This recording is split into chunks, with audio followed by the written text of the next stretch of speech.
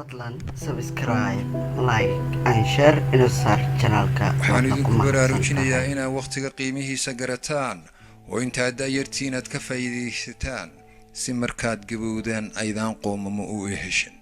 haddaad maqasho maalqabeen, aqoon-yahan, caalim ama cid kastoo nolosha horumar iyo tadawur ka samaysay, iskama noqon waxa ay noqdeen waxa ay ku noqdeen ka faa'iidaysiga waqtiga iyo adeegsiga maskaxda.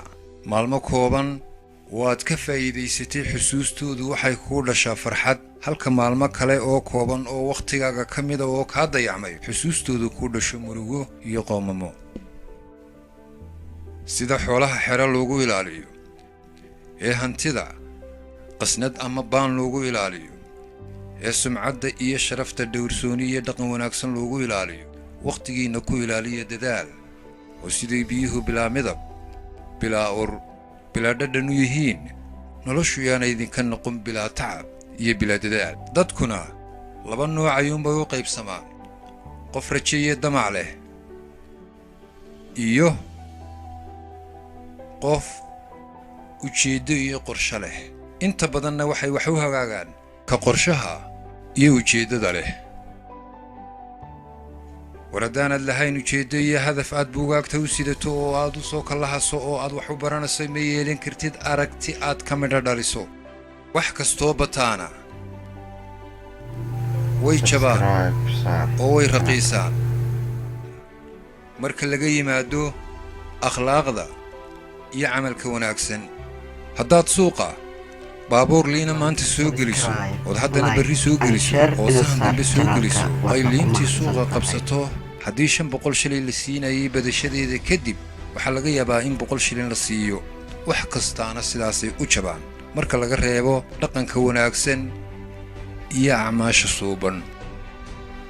khayrka ugu weyn ee qofku naftiisa u sameeyaana waa inuu akhlaaq yeesho. qof aan aqoon lahayn oo aamusan wuxuu ka fiican yahay qof aqoon leh oo aan akhlaaq lahayn.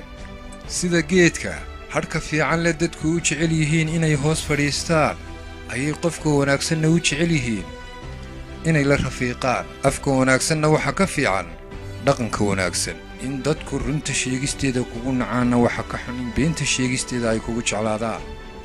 siday cagtaadu dhulka meesha boodhka leh raad ugaga tegayso, ayuu dhawaqa iyo codka afkaaga ka soo baxayaa dhagaha dadka saamayn ugu yeelanaya.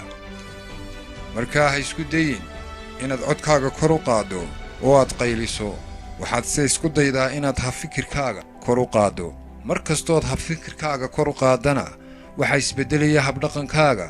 mar kastoo habdhaqankaagu isbeddelana waxaa isbeddelaya habnololeedkaaga.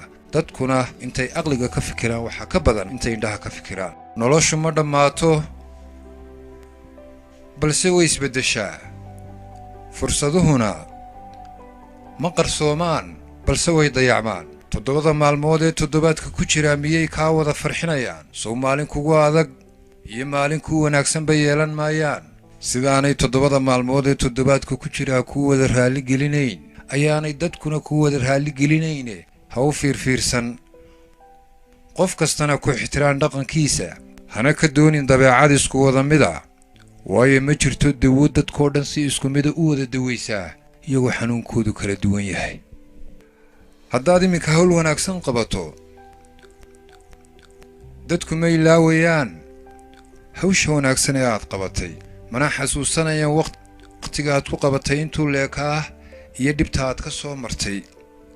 sidaa darteed iska ilaali fudaydka iyo degdega si hawl kastood qabataa u wanaagsanaato. waxaa laga yaabaa inay idinku jiraan inamo farshaxanka iyo sawir-gamceedka ku fiicani.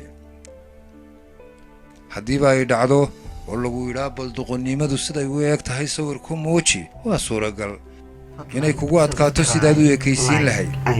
laakiin doqonnimadii iyadoo da'ya oo aan daalayn oo aan nasanayn ayay 24 saacadood ku soo hormartaa. mar haddii baraha bulshada ay ku murmayaan 20 jirro ku doodaya reerkayagaa reerkiinna ka wanaagsan, reerkayagaa reerkiinna ka wanaagsan, reerkayagaa reerkiinna ka wanaagsan. noloshu ma dhammaato balse way isbeddeshaa. fursaduhuna ma qarsoomaan balse way dayacmaan.